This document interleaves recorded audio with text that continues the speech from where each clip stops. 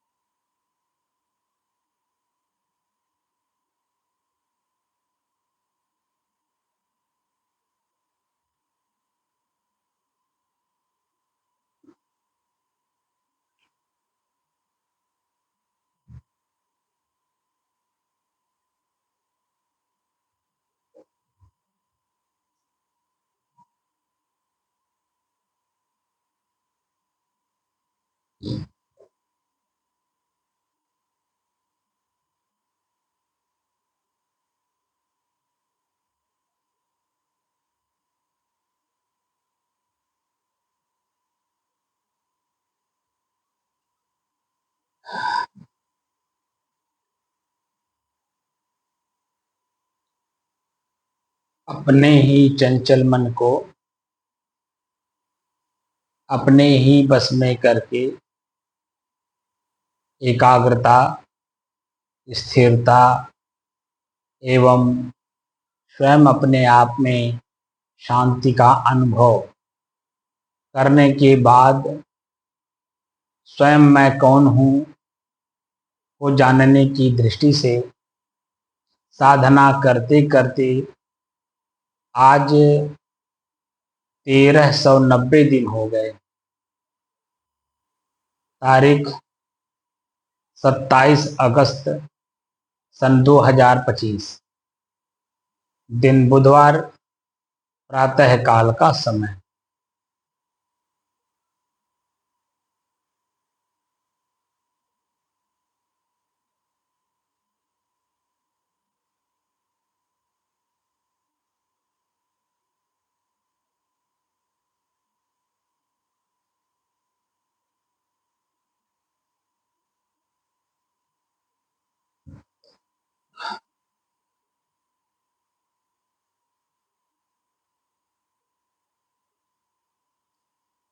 अपने ही मन को जो बहुत ही चंचल था, अपने काबू में नहीं आता था, अपने बस में नहीं होता था, उसी को अपने बस में करके अब इससे सार्थक काम कराया जा रहा है।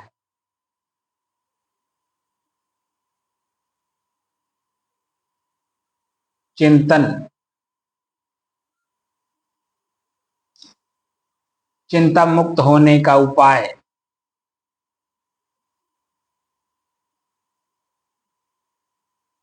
और स्वयं को जानने का साधन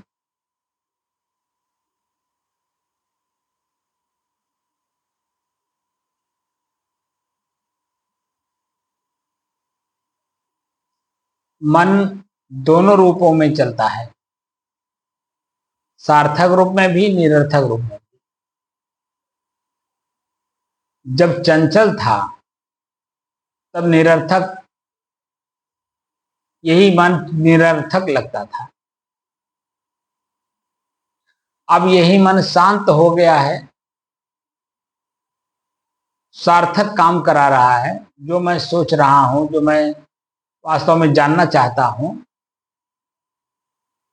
अब वहां तक सहज रूप में ले जाकर के पहुंचाने की कोशिश करता है।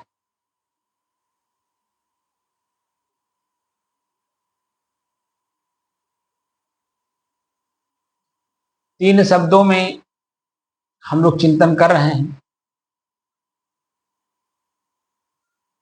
अनुभव, महसूस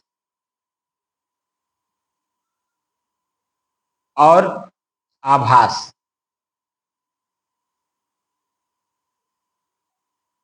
तो अनुभव का संधि विच्छेद करेंगे तो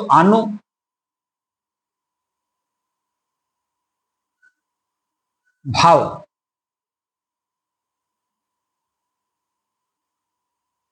अनु शब्द का अर्थ होता है पीछे, उसके बाद परिणाम इत्यादि। और भाव माने उत्पन्न होना।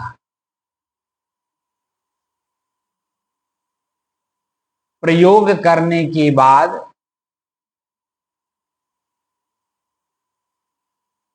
जो परिणाम में उत्पन्न होता है या महसूस होता है या जानकारी मिलती है, उसे अनुभव कहते हैं।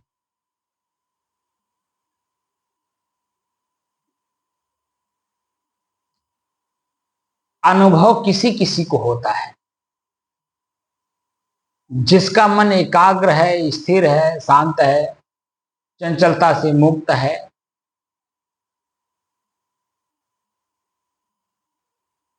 और ऐसे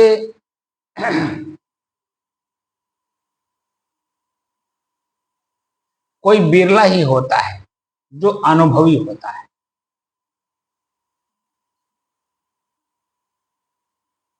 और उसी अनुभवी व्यक्ति का अनुभव लेने के लिए उनके सानिध्य में बहुत सारे लोग आते हैं कि अपना अनुभव हमें बताया जाए।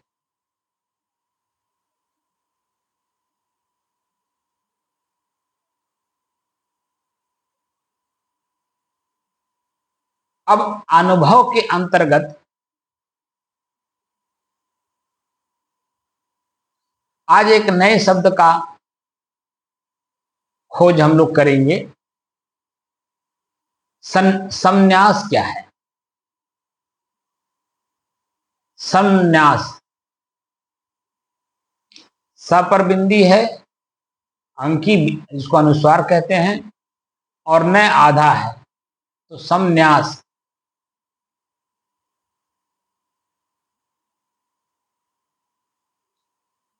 तो संधि विच्छेद करेंगे तो सम धन न्यास। सम उपसर्ग है न्यास में।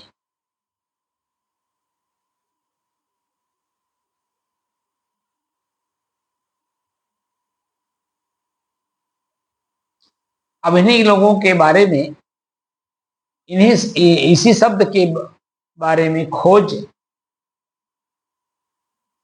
शांत मन से जब किया जाता है तब उसकी वास्तविकता के गहराई तक जाने की कोशिश होती है, क्योंकि एक विषय पर चिंतन हो रहा है।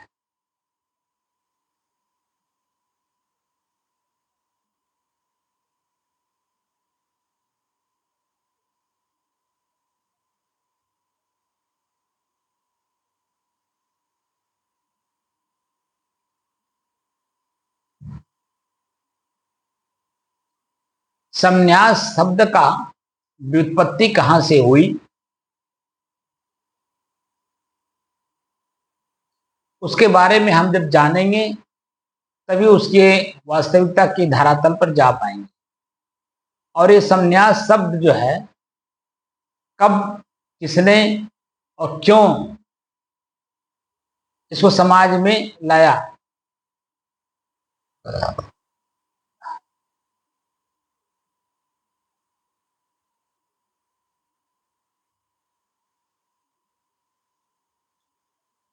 अध्यात्म के बारे में बताया जाता है कि जो प्रथम खोज करने वाले हैं अध्यात्म का, वह है सदाशिव।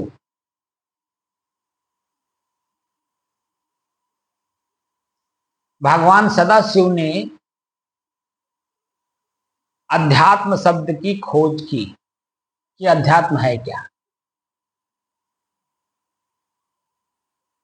उसके बाद अनंतों लोगों ने खोज की।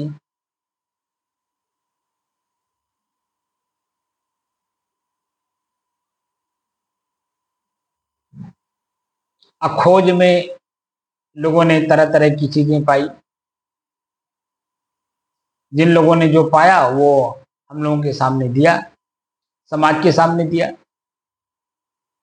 कोई संगीत दिया,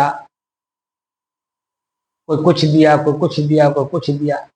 जितने भी खोज करता थे सभी लोगों ने अपने अपने क्षेत्र में, अपने अपने लोगों के बीच में समयानुसार उद्धृत किया।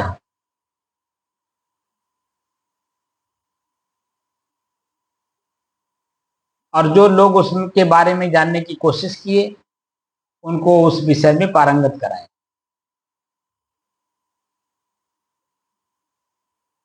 जिसको उस्ताद कहते हैं, गुरु कहते हैं,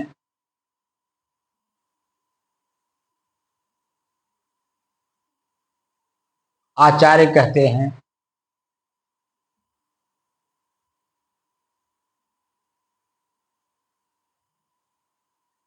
तो संन्यास क्या है?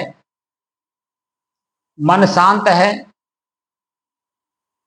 किसी प्रकार का कोई चंचलता नहीं प्रकट कर रहा है, तो अब संन्यास के बारे में हम लोग जानने की कोशिश करते हैं। कल हमने दिन में जानने की कोशिश किया कि संन्यास शब्द की व्युत्पत्ति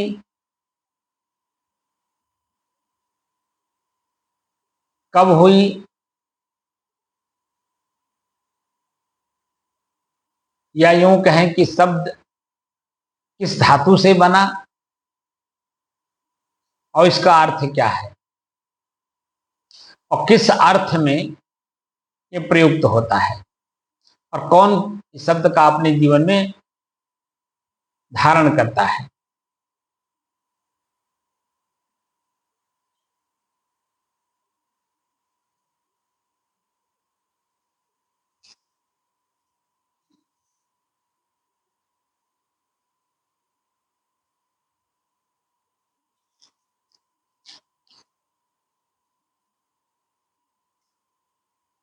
प्रश्न है कि संन्यास शब्द किस धातु से बना है और इसका अर्थ क्या है।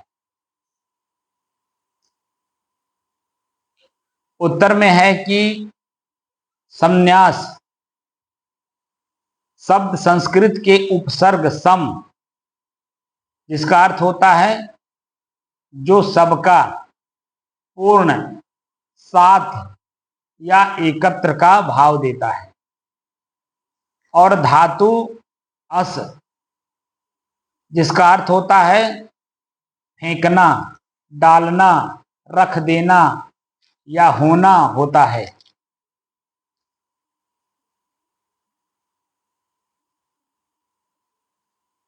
या धातु आस, जिसका अर्थ होता है बैठना या रखना होता है, से बना है, और इसका अर्थ सब कुछ का परित्याग करना, सर्वस्व त्याग देना, या पूर्ण रूप से सब कुछ नीचे रख देना है।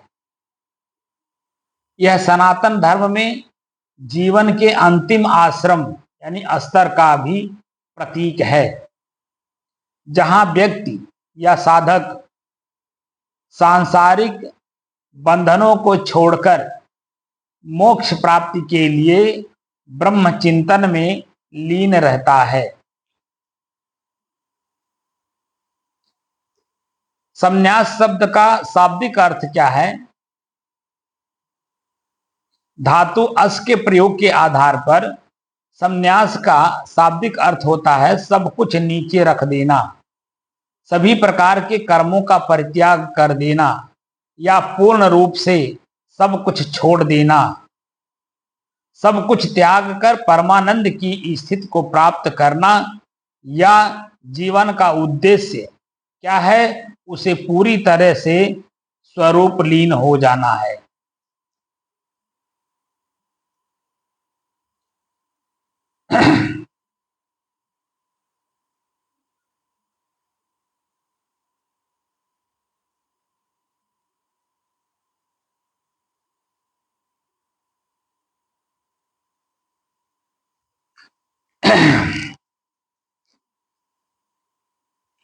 न्यास, अस धातु में नि उपसर्ग लगाने पर न्यास शब्द बनता है। अस धातु के मुख्यतः दो अर्थ हैं, क्षेपण करना और स्थापन करना। जिसका जो स्थान नहीं है, यदि वह वहां बैठा हो तो उसे वहां से हटाकर वहां के उचित स्वामी को प्रतिष्ठित करना ही न्यास है।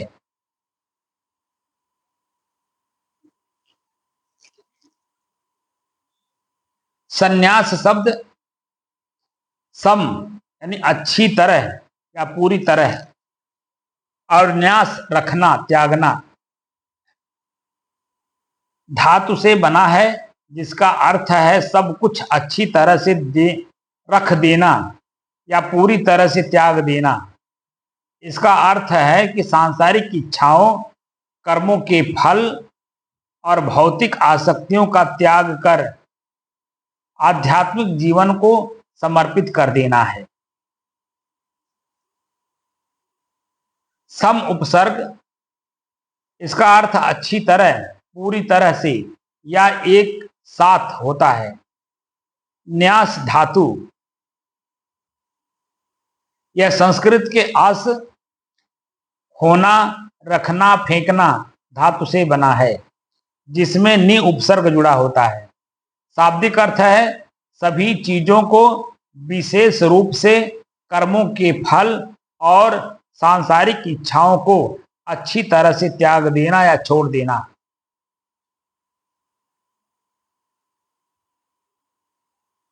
संन्यास का व्यापक अर्थ त्याग की भावना। संन्यास का अर्थ केवल घर बार छोड़ देना नहीं है, बल्कि मन से स्वार्थ, लोभ और सभी प्रकार की आसक्तियों का त्याग करना है। आध्यात्मिक समर्पण है। इसमें व्यक्ति या साधक अपना पूरा समय ध्यान, योग, साधना और ईश्वर की आराधना करते हुए स्वरूप स्थिति की खोज में रहना। कर्म का त्याग, कर्म के फल की इच्छा का त्याग करना ही संन्यास है। जहां व्यक्ति या साधक कर्म करता है लेकिन उसके फल की आसक्ति नहीं रखता है। संक्षेप में, संन्यास एक ऐसी स्थिति है जब व्यक्ति या साधक सांसारिक सभी प्रकार के बंधनों से मुक्त होकर आत्मज्ञान और स्वरूप स्थिति की खोज में लीन हो जाता है।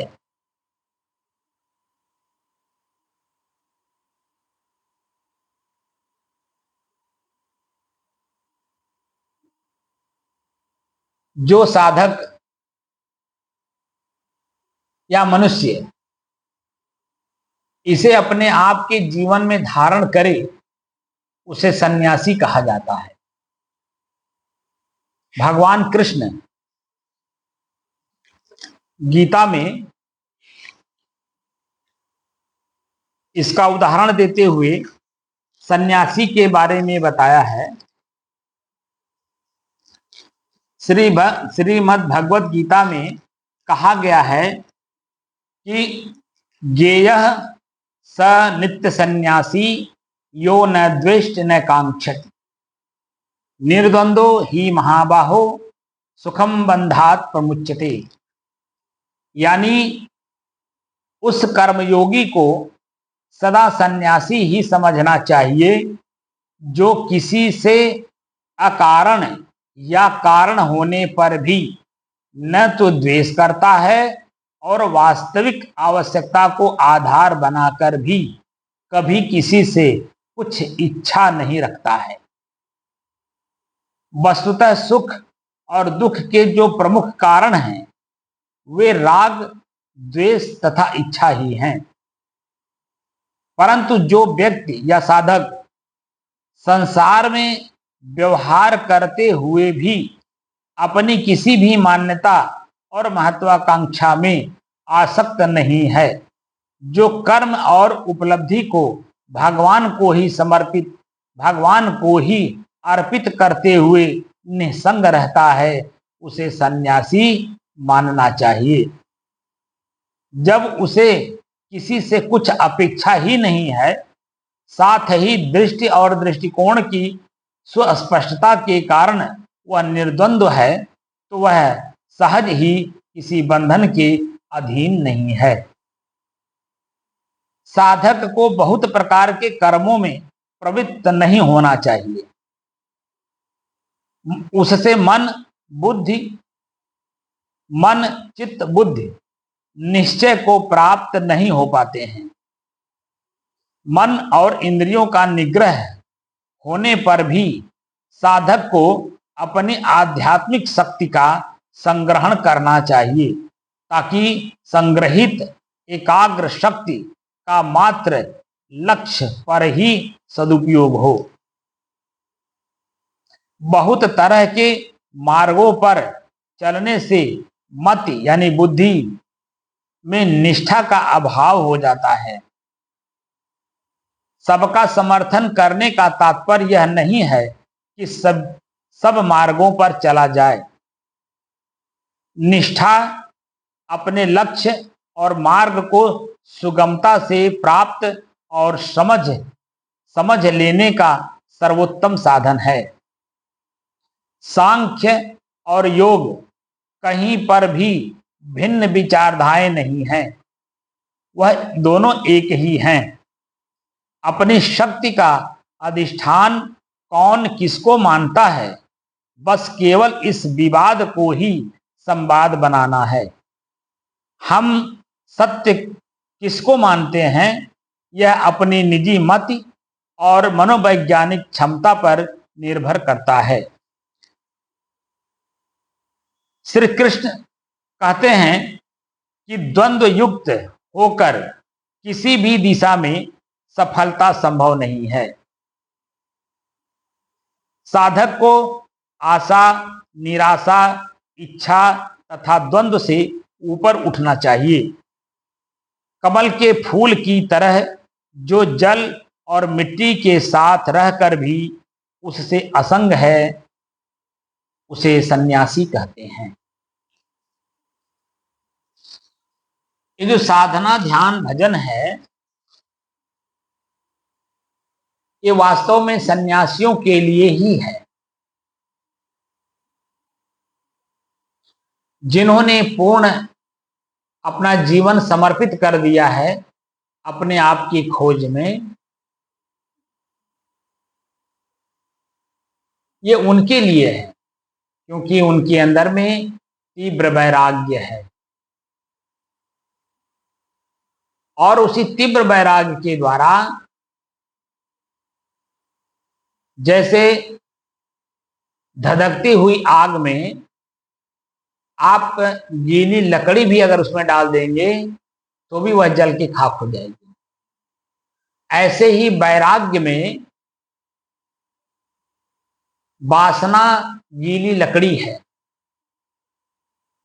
वह जल करके खाक हो जाती है। लेकिन जब तीव्र वैराग्य हो तब,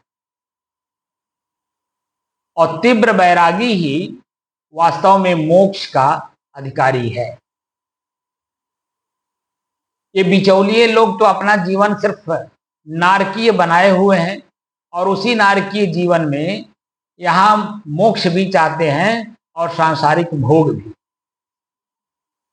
तो सांसारिक भोग या तो प्राप्त होगा या तो मोक्ष प्राप्त होगा। तो मोक्ष तो प्राप्त होगा नहीं, जीवन ही नरक हो जाता है, ना इधर का होता है ना उधर का हो, क्योंकि मन में संशय है। और गीता में भगवान कृष्ण ने संशय व्यक्ति को विनश्यति कहा है, उसका नाश हो जाता है। इसलिए हम दोनों तरफ नहीं चलते हैं, या तो हम गृहस्थी जीवन ही पूर्ण रूप से जी लें या तो पूर्ण रूप से विरक्ति, क्योंकि विरक्ति में ही मोक्ष है। और गृहस्थी में क्या है ये तो पूरा संसार जानता है, क्योंकि सभी लोग उसी में हैं। दिन भर आप बड़े उत्साह से, उमंग से, प्रसन्नता से, आनंद से किसी काम को करते हैं, चाहे जहां जाकर, लेकिन जब शाम होता है उन्हें अपने घर की ओर लौटते हैं, घर परिवार में आते हैं, उन्हें अपने बिस्तर पर लौटकर उन्हें अपने आत्म स्थिति में जब आने के लिए तैयार होते हैं, जिसको नींद कहते हैं, उस समय में अपने मन को देखा जाए तो प्रत्येक दिन कोई ऐसा दिन नहीं है जिसमें हम मन प्रसन्नता को लेकर के नींद में जा रहे हों। प्रतिदिन हम तनाव में ही जी रहे हैं। काम करते हैं, काम करते समय बड़ा उत्साह रहता है, बड़ा प्रसन्नता रहती है, लेकिन जब काम का परिणाम सामने आता है तो मन खिन्न हो,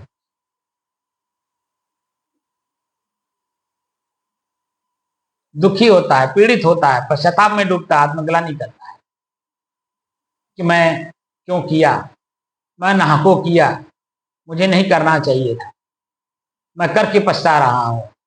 तमाम तरह की भावनाएं उल्टी पलटी मन में उत्पन्न होती हैं।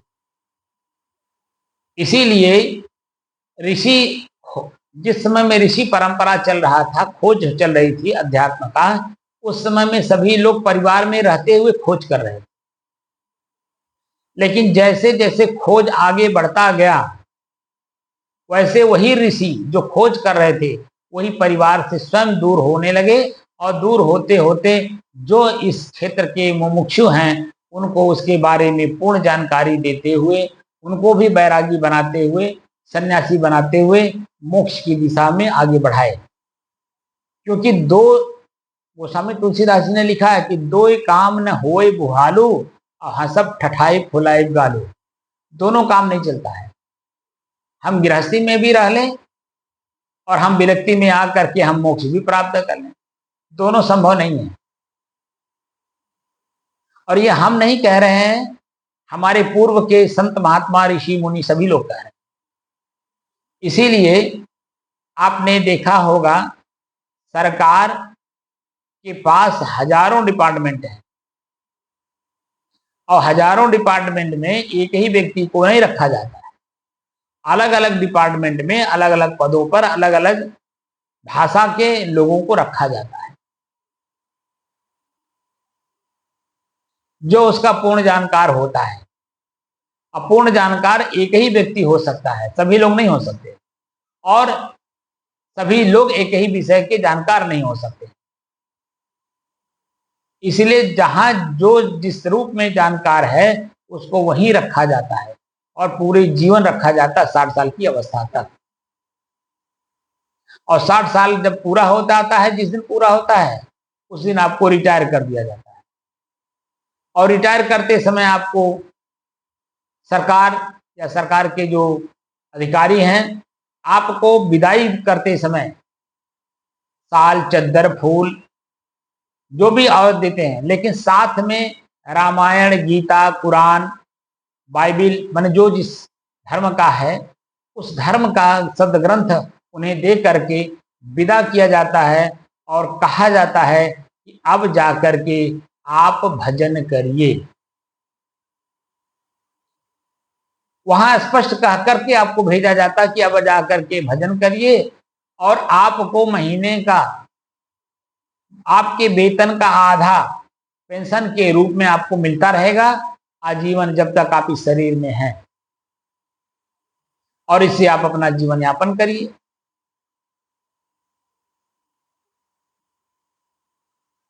तो पूरा जीवन 60 साल तक तो सरकार अपने डिपार्टमेंट में रख करके पूरा, जैसे गाय का थन दुहा जाता है, जब गाय के थन में दूध नहीं रहता है तब छोड़ दिया जाता है, और जब तक थन में दूध है तब तक पूरा उसको निचोड़ा जाता है। ऐसे ही आपके शरीर में जितने भी प्रकार की शक्तियां हैं, सभी शक्तियों का जब दोहन सरकार पूर्ण रूप से कर लेती है तब आपको छोड़ देती, जाइए अब भजन करिए। जब आंख से दिखाई नहीं देगा, कान से सुनाई नहीं देगा, पैर से चल नहीं पाएंगे, जीभ बोलते समय लड़खड़ाती है,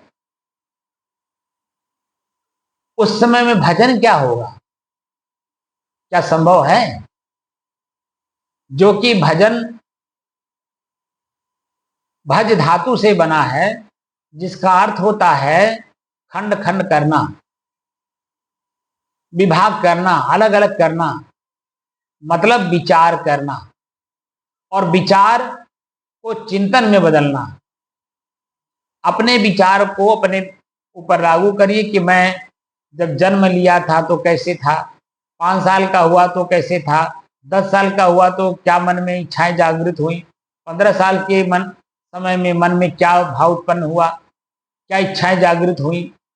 ऐसे धीरे धीरे धीरे धीरे विचार करिए कि मैं कौन कौन सा कर्म किस किस समय में, किसके सानिध्य में, किसके कहने पे किया, और उसका परिणाम मेरे सामने क्या आया। अगर वही कर्म अब करना हो तो मैं कैसे करूंगा?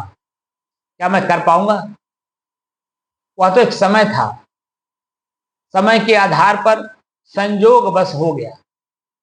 अगर हम उसी कर्म को अब करना चाहें तो वह संजोग है नहीं, ना शरीर जवान है, ना शरीर में शक्तियां हैं, ना पैर में चलने की इतनी शक्ति है, ना आंख में रोशनी है, ना कान से सुनने की क्षमता है। तो अगर मैं उस कर्म को करना चाहूं तो क्या कर सकता हूं?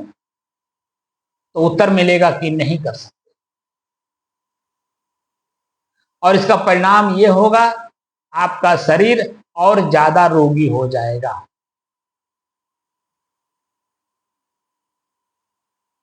जो वासना में वास्तव में लिप्त हैं, आप उनको देखेंगे कि सुजाक की बीमारी हो जाती है। असुजाक की बीमारी क्या होती है, ये वैद्य से जाके पूछिए या इसके बारे में खोज करिए। शरीर में कितनी प्रकार की शक्तियां हैं, सब नष्ट हो जाती हैं।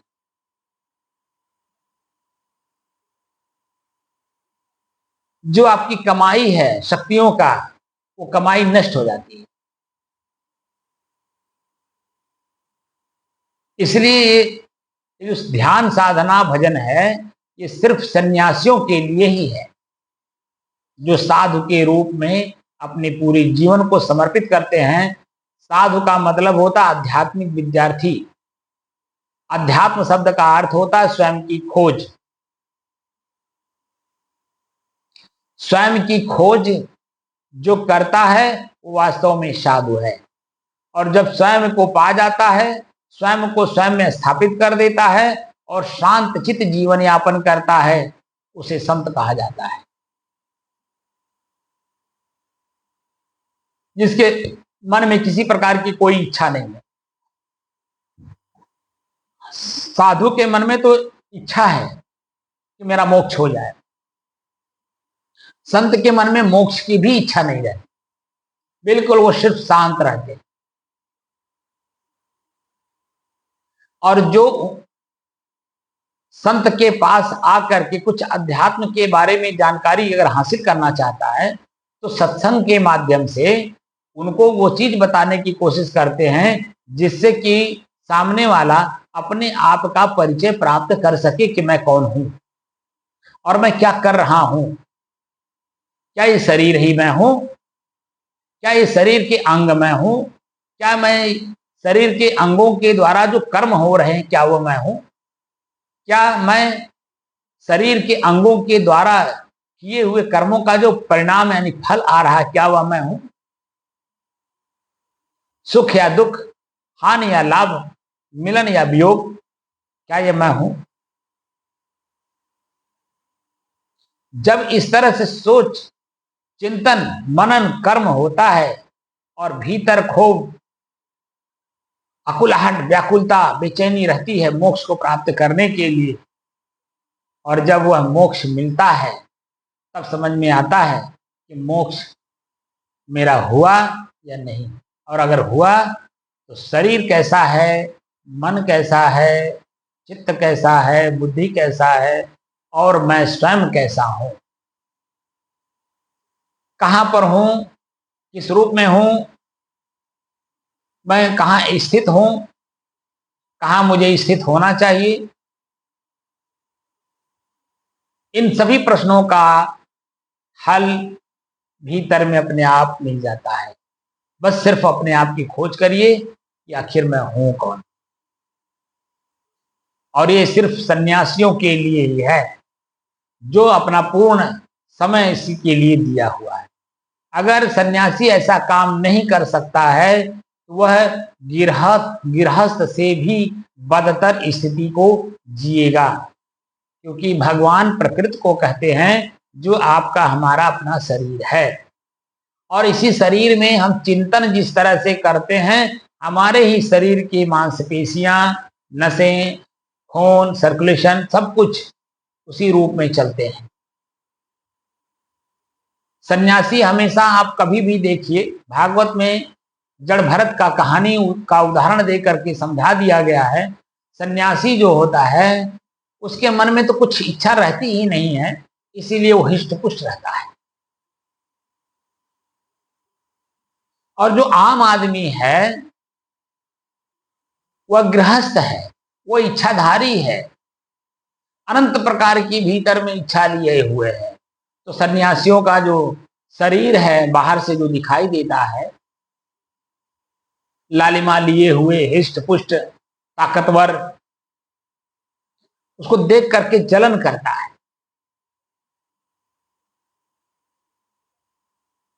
पूर्ण रूप से भागवत में जड़ भरत की कहानी आप पढ़िए तो समझ में बात आ जाएगी।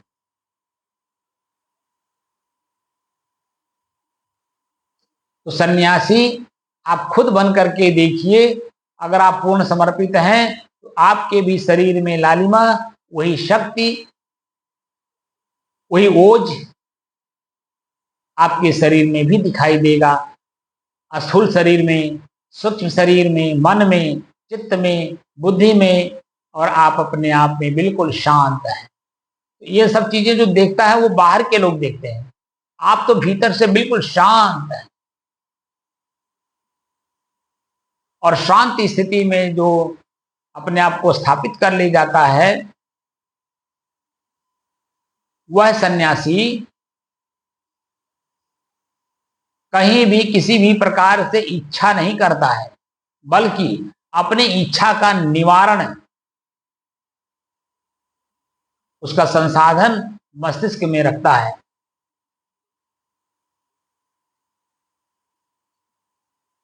कभी भी पूर्व के ऋषियों को, सन्यासियों को आपने देखा होगा कि वह जैसे सन्यासी के रूप में महात्मा बुद्ध भी रहे, और महात्मा बुद्ध के समय में महावीर भी रहे।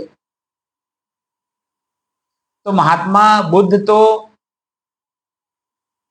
मध्यमार्गी रहे,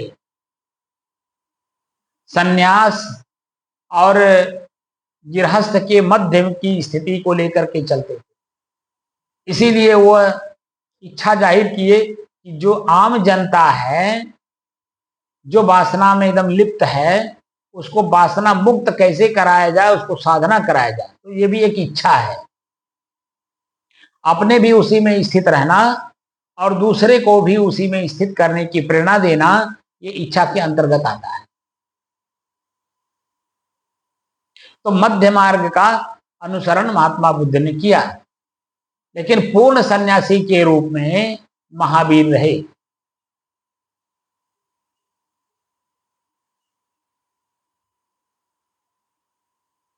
वह शरीर के अंदर में जितने भी प्रकार के पीड़ा, दर्द, दुख, तनाव, दबाव, खिंचाव, जो कुछ भी महसूस होता था, वर्तमान में उसको उसी की भाषा में, उसी के साथ व्यवहार करके और अपने स्वयं के शुद्धता में एकदम स्थिर रहते थे।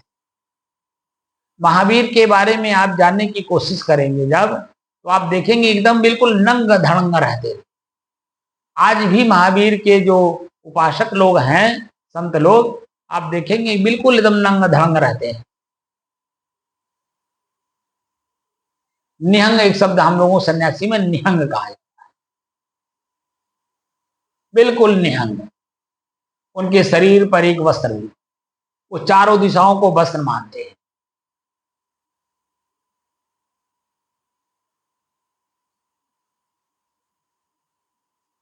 और एकदम अपने आप में लीन, यह स्थिति एकदम सन्यासी की है।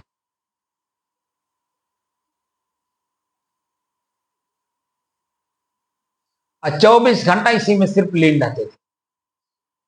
जो लोग पास में आ जाते थे उनको कुछ बता देते थे, जो कुछ जिज्ञासु लोग आते थे उनको भी जानना चाहते थे, नहीं तो अपने आप में एकदम मस्त रहते।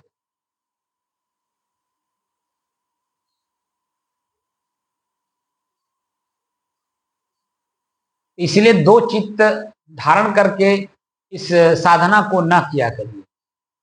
करना है तो पूर्ण समर्पित होकर, ताकि उसका परिणाम, उसका फल हम स्वयं अपने आंख से, विवेक रूपी आंख से हम देख सकें। अन्यथा दो चित्त में रहेंगे तो आप खुद जन भ्रमित रहेंगे, और भ्रम में रह करके जीवन को भ्रमित करते हुए जिएंगे। इस जीवन में भी दुखी, और शरीर छोड़ने के बाद तो दुख है दुख में। इसीलिए जो संन्यास शब्द, इसीलिए मैंने खोज किया कि ताकि आप लोगों को इस बात की पूर्ण जानकारी हो, ये जो साधना हम करा रहे हैं या साधना हो रहा है, हम तो स्वयं कर रहे हैं अपने आप में। मैं भी खुद भी एक साधक हूं, और हम अपनी साधना को छोड़ नहीं सकते किसी भी कीमत में। क्योंकि मैं पूर्ण समर्पण उसी में लिया हुआ हूं। 20 साल की अवस्था में मैंने माता पिता, घर बार, पूरा समाज, आय का जो स्रोत था खेती बाड़ी, किसी भी प्रकार का मन में शंका नहीं था कि मैं अगर घर द्वार छोड़ दूंगा तो कहाँ रहूंगा, घर द्वार छोड़ दूंगा तो खाऊंगा क्या, मुझे पकाकर देगा कौन। किसी भी प्रकार की कोई मन में शंका थी ही नहीं। और उस शंका का समाधान गुरुजी ने ऐसे कराया, सारे गुण मेरे अंदर में भर दिए।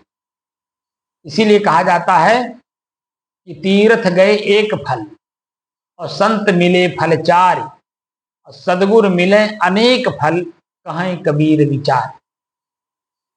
अगर सदगुरु मिल जाए अब और आप खुद पूर्ण समर्पित हो तो आपके अंदर में हर प्रकार के गुण भर के आपको निश्चिंत, निष्फिक्र, निर्द्वंद, निर्छल, स्वच्छंद, स्वतंत्र, स्वावस्था, अपनी अधीनता स्वयं में सब कुछ एकदम दिखाई देता है स्पष्ट रूप से, और वह मिल जाता है जो मैं खुद अनुभव कर रहा हूं। अनुमाने पीछे भाव मान उत्पन्न होना, मैं खुद प्रयोग करके इसको देखा, जाना, समझा, और जो मुझे परिणाम स्वरूप फल के रूप में मिला मैं उसी में स्थित होता चला गया। और आज स्थिति यह है कि मैं अपने साधना को नहीं छोड़ सकता, लाख कोई कोशिश करे। हाँ, आज एक जिस युग में हम लोग जी रहे हैं इसमें एक बहुत अच्छा संसाधन है मोबाइल में नेट के माध्यम से यूट्यूब चैनल पे मैं अपनी बात को रख दे रहा हूं।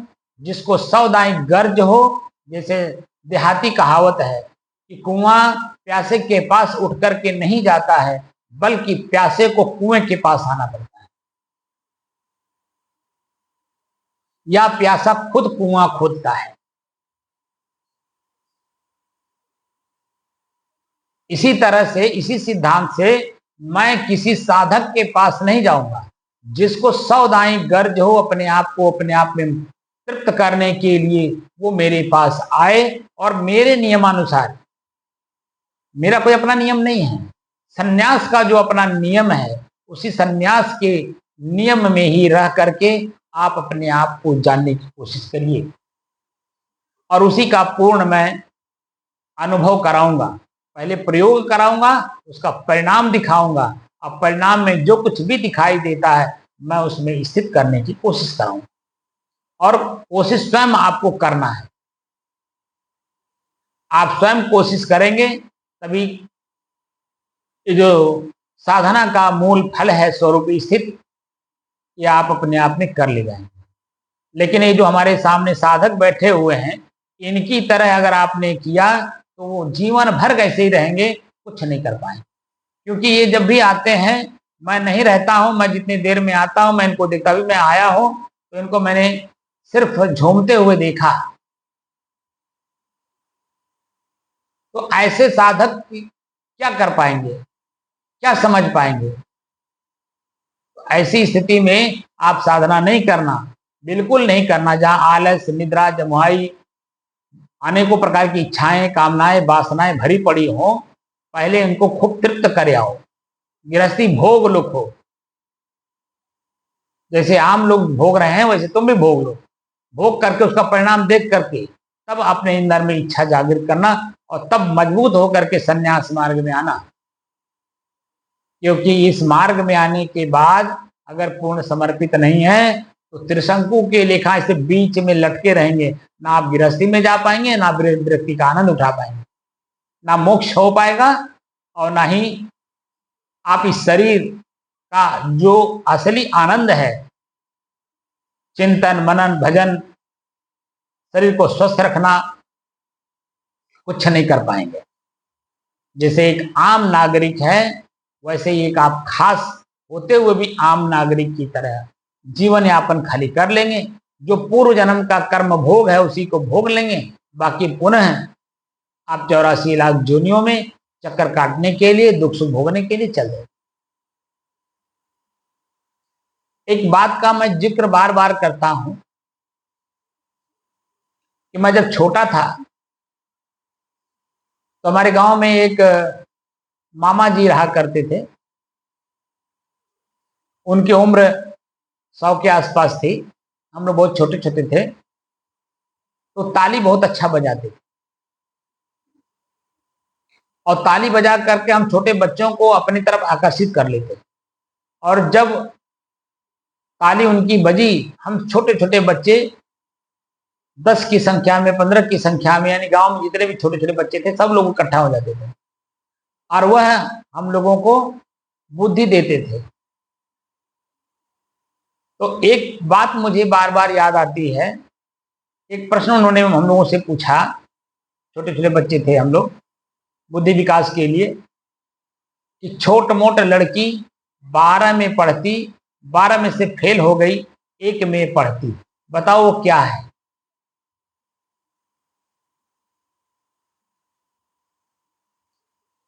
तो अब छोटे छोटे बच्चे हम लोग थे तो हम लोगों को कोई जानकारी नहीं रहती थी, लेकिन जो मन में आता था वो बोल देते थे। लेकिन उन्होंने जो उसका उत्तर दिया वो मेरे समझ में बिल्कुल स्पष्ट आ गया। उसी समय से मैं उस शब्द को अपने मस्तिष्क में स्थिर कर लिया और वही स्थिरता मुझे आज इस स्थिति में स्थिर बनाए हुए है।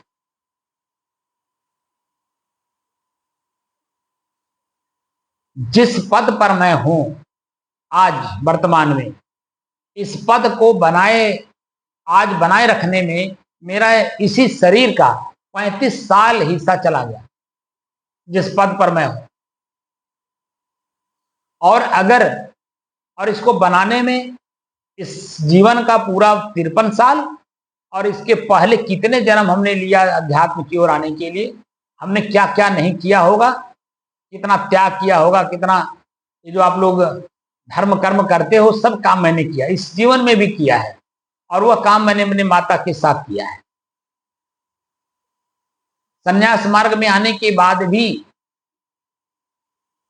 गुरु जी जो बताए वो तो मैंने किया ही, जो अन्य संतों ने भी बताया वो भी करते रहे हम लोग, क्योंकि प्रयोग करके देखा जाता है। और जब प्रयोग करके देखा जाता है तो वही बात फिर दोबारा कोई और बताता है तो उसमें हमारे अंदर में स्थिरता रहती है कि ये कहना क्या चाहते हैं। क्योंकि ये बात किसी ने हमसे पहली बार कहा, मैंने उसको प्रयोग किया, देखा, प्रयोग करने के बाद देखा कि ये तो मेरे जीवन में दुख के अलावा सुख दे ही नहीं सकता है। इसलिए जब मैं अपने आप में स्थिर होना शुरू हुआ तो सबकी सुनता जरूर था, लेकिन जो हमारा अपना नियम है या मेरा अपना लक्ष्य है, स्वरूप स्थिति, आत्म स्थिति, उसमें जाने के लिए किसी की कोई जरूरत ही नहीं पड़ती। इसलिए इस पद को बनाए रखने के लिए हमको खुद में साधना की परिपक्वता में यथावत कब तक हमें बना रहना पड़ेगा, जब तक इस शरीर में मैं हूं। जिस दिन ये शरीर मेरा छूटने लगेगा और छूटते समय की जो मेरी मन स्थिति होगी, उस स्थिति में ही हमारी मोक्ष होगी। मोक्ष की स्थिति में अगर है तब। और अगर शरीर छूटते समय किसी प्रकार की कामना हो गई, इच्छा हो गई, कोई भय हो गया, कोई डर हो गया, किसी दुख से मेरा शरीर छूट रहा है, तो वो वर्तमान की स्थिति वो मुझे उस योनि में ले जाएगा जहां उसकी पूर्ति होती है, यानी पुनर्जन्म हो जाएगा। अब पुनर्जन्म होगा तो पुनः इस अवस्था में आने के लिए जितना समय मैंने इस अवस्था में आने के लिए दिया है, फिर वहीं से शुरू हो जाएगा।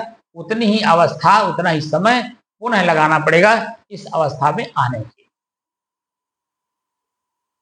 तो भैया, मुझे अपने आप को पुनः उस कक्षा 1 के दर्जा में ले जाएं, 12 में पढ़ करके, अब पुनः जब फेल हो तो ये कक्षा 1 में जाके नाम लिखाना पड़े तो कितनी तौहीनी महसूस होती है।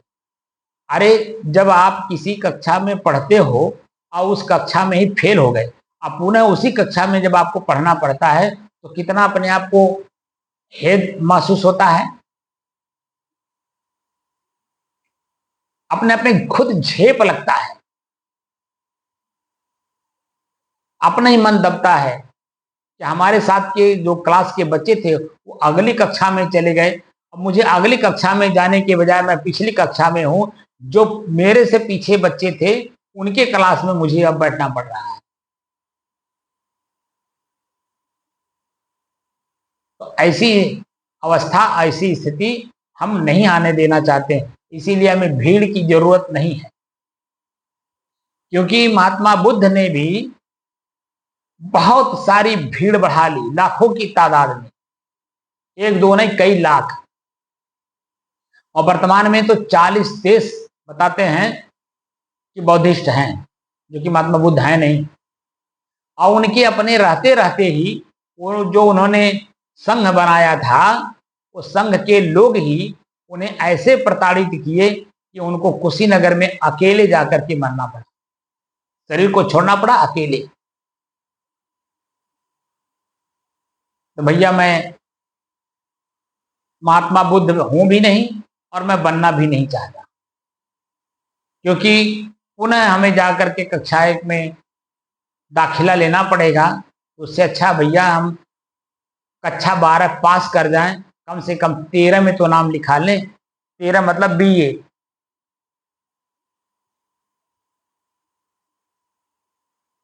तो हम ऊपर की तरफ चलना चाहते हैं, यानी PhD करना चाहते हैं, डॉक्टर की उपाधि लेना चाहते हैं। जहां मैं जाऊं वहां मेरा सम्मान हो, हर व्यक्ति मेरा सम्मान करे, डॉक्टर साहब आ गए, डॉक्टर साहब आ गए। तो मैं उसी अवस्था में रहना चाहता हूं जहां पर डॉक्टर की पदवी मिल जाने के बाद रहना पड़ता है। अब हम लोगों को संत की उपाधि मिल गई, संत की उपाधि में ही रहना होगा, न कि अब एक आम नागरिक बनना होगा, फिर सत्संग करना होगा, फिर जिज्ञासु बनना होगा, फिर भक्त होना होगा, फिर साधक बनना पड़ेगा, फिर साधु बनना पड़ेगा। साधु की परिपक्वता के बाद जब संत की स्थिति मिलती है, पद मिलता है, अगर उसमें स्थित हैं तो आपका मोक्ष निश्चित है। संत की स्थिति में आने पर मोक्ष का अनुभव अपने आप हो जाता है। इसीलिए सदगुरु कबीर ने कहा है, जियत न तर्यो मुँह का तरिहो, जियत ही जो न तरे। जो इसी शरीर में रहते रहते अपनी वासना से अपने आप को मुक्त नहीं किया, वो मरने के बाद क्या मुक्त होगा। साधना उस लेवल की करिए कि हमारी वासना हमसे अलग है, ये वासना ही मुझे दुख देने के लिए इच्छा के रूप में भीतर बैठी हुई है, और इच्छा हम त्याग दें, वासना अपने आप नष्ट हो जाएगी। बस इच्छा त्याग करके मैं जैसा हूं उसी अवस्था में अपने आप को यथावत बनाए रखने के लिए एकदम संकल्पित रहिए। इसीलिए मैं बार बार आप लोगों को कहता हूं, एकाग्र मन 1 घंटा तक लगातार एक ही वस्तु पे ध्यान करे, चिंतन करे, एक वस्तु पे, जिस पे हम श्वास कहते हैं। श्वास पर ही लगातार 1 घंटे तक देखिए। तो जब लगातार 1 घंटे तक श्वास को देखेंगे तो पहली बात तो भीतर चेतना रहेगी, और मन में जितनी प्रकार के ख्याल उत्पन्न हो रहे हैं वो ख्याल में गिरावट आएगी। धीरे धीरे धीरे धीरे धीरे धीरे लगातार आप 1 घंटे तक अपने श्वास को देख सकते। फिर 1 घंटे तक अगर आप परिपक्व कर ले गए, फिर उसके बाद 2 घंटे बनाइए, फिर 3 घंटे बनाइए, फिर 4 घंटे बनाइए, फिर 5 घंटे बनाइए। ऐसे 1-1 घंटे आप लगातार बढ़ाते जाइए। 10 घंटे 12 घंटे के बाद आप देखेंगे कि जैसे ही आप बैठे, आपका 24 घंटा कब निकल गया आपको पता ही नहीं चलेगा। क्योंकि जब इस स्थिति में हम आ जाते हैं ना, तो शरीर में किसी भी प्रकार का दर्द, तनाव, पीड़ा, दुख कुछ महसूस नहीं होता है। 1 घंटे के अभ्यास में ही ये दर्द पीड़ा नहीं महसूस होता है। तो जैसे जैसे घंटा बढ़ता जाएगा वैसे वैसे शरीर में क्या हो रहा है हमें पता ही नहीं चलेगा। उसमें देखिए कितनी चीजों का, कितने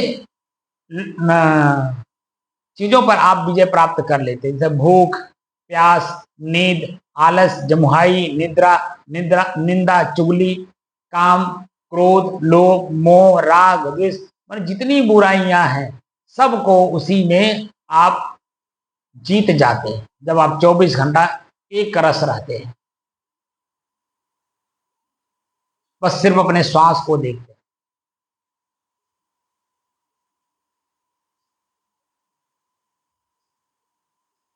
और जब 24 घंटे का पूर्ण हो जाता है, साल 6 महीना उसमें परिपक्वता आ जाती है, तब आप व्यवहार भी करेंगे तो व्यवहार करते समय भी आप व्यवहार नहीं कर रहे हैं, ये भाव आपके अंदर में आ जाएगा, अपने आप आ जाएगा कि मैं नहीं कर रहा हूं, यह तो मेरा प्रारब्ध करा रहा है मुझे, और मेरा प्रारब्ध प्रकृति के नियमानुसार चीनी पानी की तरह घुल मिल गया है। बस उसी तरह से वो संजोग बनाता जाएगा, उसी तरह से विचार देता जाएगा, उसी तरह से कर्म अपने आप होता जाएगा। आप कुछ करते ही नहीं, क्योंकि आप अपनी जगह पे स्थिर हो गए। पानी पीना है, पानी उतने पिएंगे जितने से हमारा शरीर, क्योंकि मैं ये भी देखता हूँ हमारे उत्तर प्रदेश में इस बात का, या पूरे भारत में ये चीज़ है, और इसका आकलन मैंने किया 2018 में। एड्रिन हेग नाम करके एक इंग्लैंड से अंग्रेज आया था मुझसे स्पेशल मिलने के लिए, और मैं उसके साथ 15 दिन था और वह मेरे साथ 15 दिन था। मैंने जो उसको देखा, वह एक 2 लीटर का बोतल पानी हमेशा लिए रहता था। तो रास्ता चल रहा है या सोया है या बैठा है, चाहे जहां हो, 2 लीटर का पानी अपने साथ लिए रहता था। सिर्फ 2 घूंट वो पीता था, एक एक घंटे पे 2-2 घूंट पानी वो पीता था, बस उतने। उसने हमें बताया कि हमारे यहाँ इंग्लैंड में, इंग्लैंड वासियों के लिए सरकार एक कैलोरी देती है, कैलोरी मतलब ताकत उतनी ही देती है जिससे कि सिर्फ शरीर चल जाए, उससे ज्यादा नहीं देती। पूरे इंग्लैंड में इंग्लैंड वासियों की देखरेख सरकार खुद करती।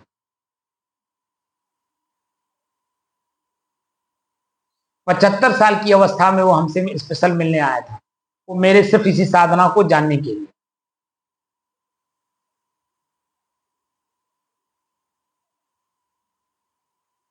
तो मैंने उससे सीखा कि हम लोग जो पानी पीते हैं, वो एक ही बार में हम पूरा एक गिलास पी लेते हैं, एक लोटा पी लेते हैं, एक जग पी लेते हैं, जिससे कि आप अनुभव करेंगे कि जितना ही ज्यादा पानी आप पीते हैं, उतना ही आपका शरीर भद्दा होता चला जाता, दबता चला जाता, चेतना नहीं रहती।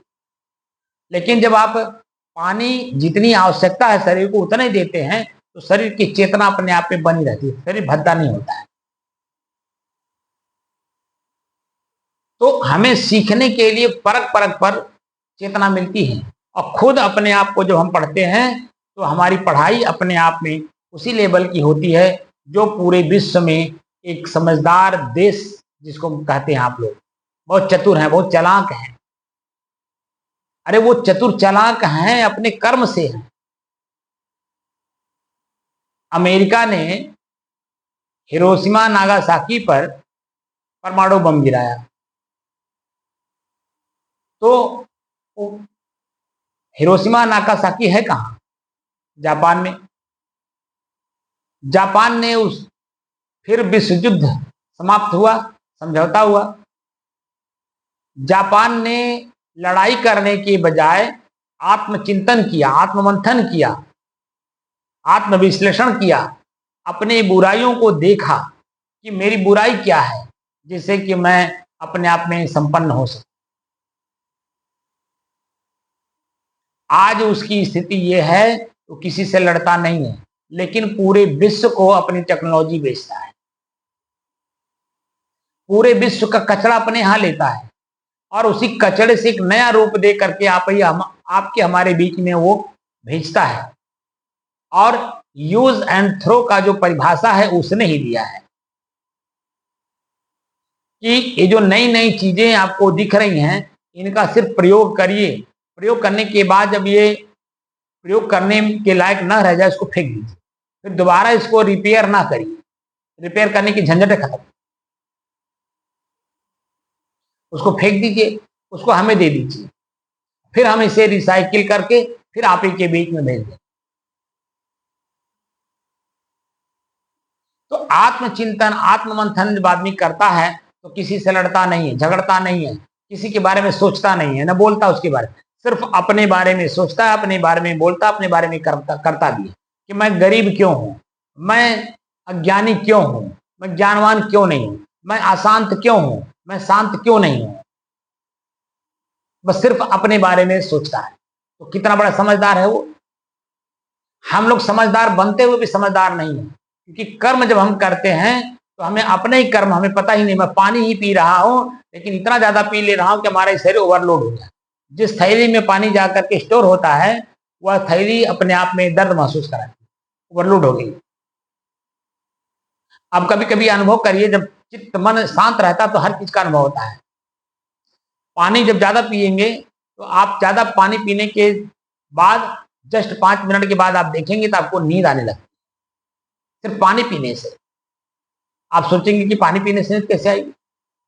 खुद अनुभव करिए, चित्त मन को उस लेवल पे ले जाइए, तब देखिए अपने आप में सब कुछ दिखाई देता है अनुभव में, लेकिन हम अनुभव करते नहीं हैं।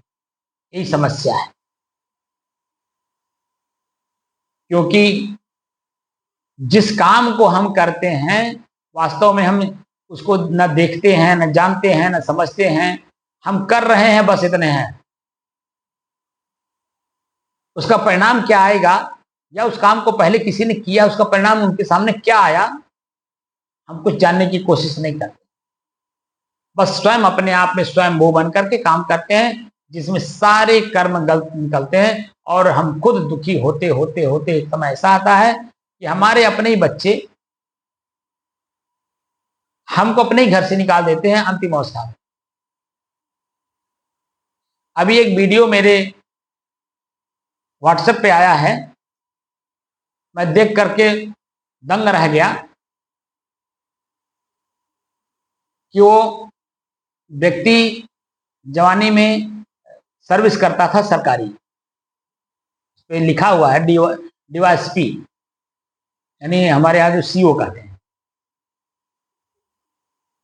पुलिस डिपार्टमेंट में।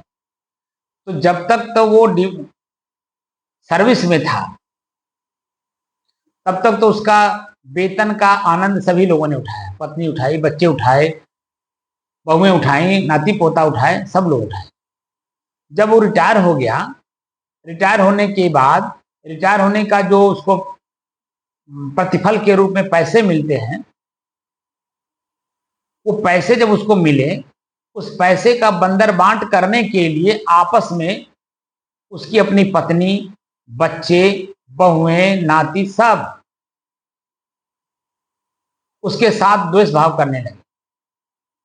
और जो वीडियो है, उस वीडियो में दिखाई दे रहा है कि उस व्यक्ति का दोनों पैर बांधा हुआ है, और एक बेटा उसकी छाती पर चढ़ा हुआ है, और उसका हाथ पूरा स्पष्ट दिख नहीं रहा। अब जो हाथ है ऐसे दबाया है या ऐसे दबाया है नहीं दिख रहा है, लेकिन उसकी छाती पर वो चढ़ा हुआ है। और उसकी पत्नी खुद उसके पैर में जो रस्सी बांधी हुई है उसको और बांध रही है और टाइट कर रही है। 56 सेकेंड का वीडियो है, देख करके मैं दंग रह गया कि हो क्या रहा। अब आप बताइए, जिस कर्म को आपने किया उसका परिणाम आपके सामने क्या आया। और वो वीडियो में अभी रखा हुआ व्हाट्सएप पे है मेरे। मैं समझाना चाहता हूं आप लोग कर क्या रहे हैं, उसका परिणाम क्या आपके सामने आने वाला है। आज जो आप ठगी, बेईमानी, छल कपट करके पैसे कमा रहे हो, उसका परिणाम क्या है। जिसके लिए आप कमा रहे हो वही आपका परम हितैषी है कि परम दुश्मन है। कैसे जानेंगे, जब उस अवस्था में आएंगे तब, जिस अवस्था में वो डीवाईएसपी का जो वीडियो है वो जो आया हुआ है। जब रिटायर हो गया है, अब अपने ही परिवार में, अपने परिवार के लोगों के बीच में कितना दुख भोग रहा है, अपने ही शरीर से, अपने इसी शरीर में खुद छटपटा रहा है। तो इसलिए भजन करिए, भजन में ही साधना है और साधना में ही भजन है। अब भजन मतलब होता है खंड खंड करना। किसका खंड खंड करना? अपने ही कर्म का, अपने ही विचार का, अपने ही चिंतन का, अपने ही शरीर का, अपने शरीर के अंगों का। क्या ये शरीर ही मैं हूं? क्या ये शरीर मेरा है? क्या ये शरीर जब मेरा है तो क्या शरीर के अंग मैं हूं? शरीर की जब शरीर मेरा है तो शरीर के अंग भी मेरा है। यानी शरीर मैं नहीं हूं, शरीर मेरा है।